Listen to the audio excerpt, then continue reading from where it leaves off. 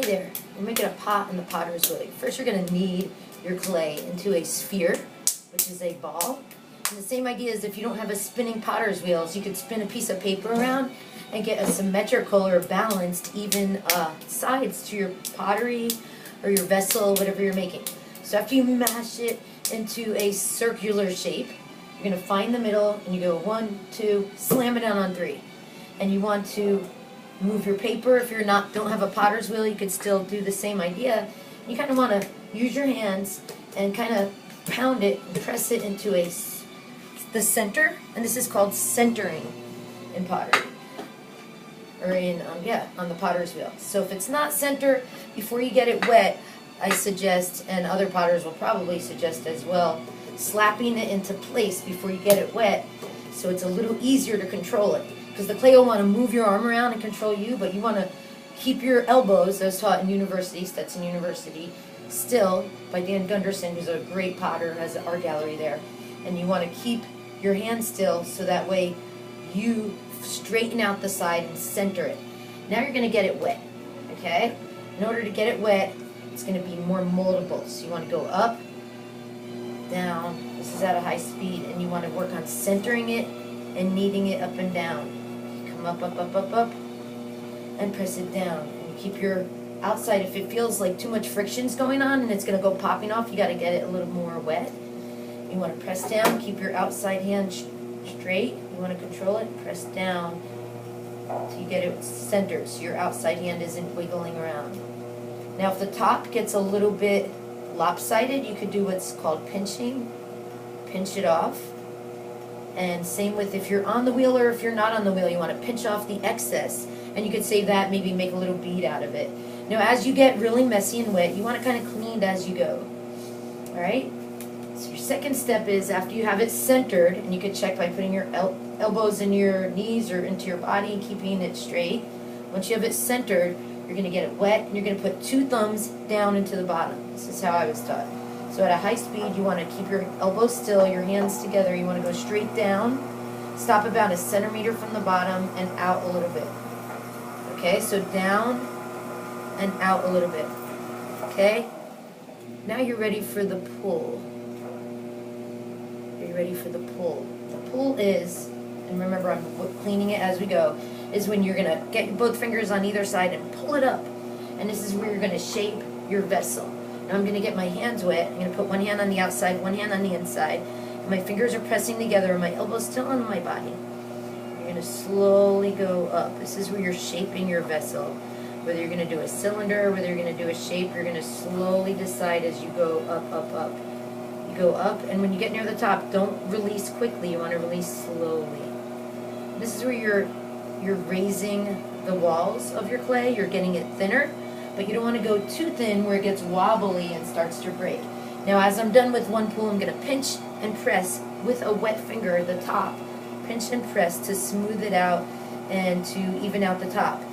Say if your top gets a little lopsided, and I actually probably would be better to show you lopsidedness so that way you can work on evening it out and working on your clay. So this is a needle tool.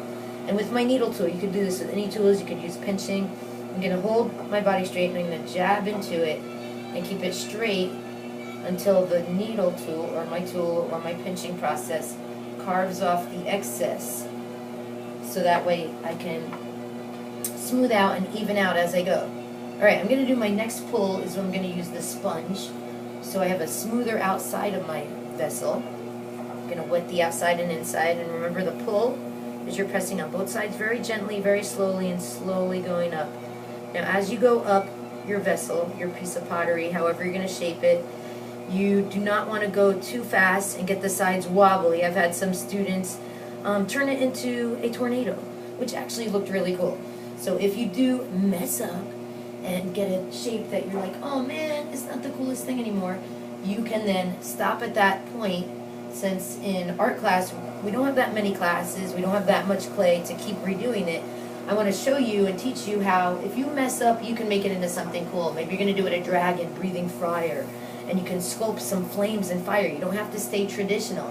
And this is where we're trying to get you to think creatively. The highest grade now is for creative thinking. And if you could show you're thinking out of the box, like out of normal, this is a vessel, has 4 walls, and this is it. If you can now show creativity, that you are an independent thinker and you have your own ideas, your culture, your creative thoughts, and your message you're sending with your art, that's what we're looking for artists. And so I'm going to go for the not perfect look, because that's what most of my students can do right now, is something that's not perfectly symmetrical, something that's not perfect. And if you can do a vessel and it's not perfect, that's okay. I want to show you how you can then sculpt it and make it into something really cool. Something that adds sculpture onto something we make. And we're going to be working with slab mugs. When we roll out a slab, and we're going to be spinning the paper, because we don't have on our curriculum pottery on the potter's wheel. But this is a quick way for me to get you started on that.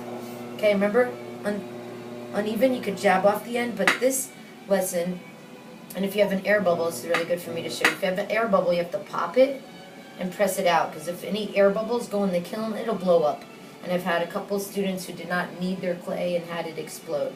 Okay, so even though my vessel is not symmetrical, it's got a thicker side, a thinner side, because I'm so imperfect that I got a lot of mistakes coming, I'm going to show you, and I'm purposely doing this, leaving it without me jabbing off the end and making it perfect, because I want to show you how you can now turn it into a sculpture. Okay? Now, we've been working with animals, or things you like, things that are personal to you. You guys know by now I like birds, so what I'm going to do is get some of that extra clay that I pinched off when I said save that clay for sculpture. You could also use it for a handle, but I'm going to work on a little beak of a bird. And I'd like for you to think of, do you want to make it into an animal? Do you want to make it, we've been studying the elements of wind, fire, water. Do you want to make it wiggly? Do you want to make this a wave? I'm going to try to go for, I like flowers and I like birds. For me, they evoke a peaceful emotion. So I'm going to add this little pinch of clay on the end and try to make this a wing and go out. And that's how I'm going to try to show you that you can bring different ideas in nature into your pottery. Alright, so there it is, a bird's head. I've got some wings that I'm going to mold, and with my elements of art and principles of design, we've been working with patterns. I'm going to add some patterns with a tool on the sides now, like we've been learning about. So thank you for tuning in. To be continued during class. Okay, let me hit stop here.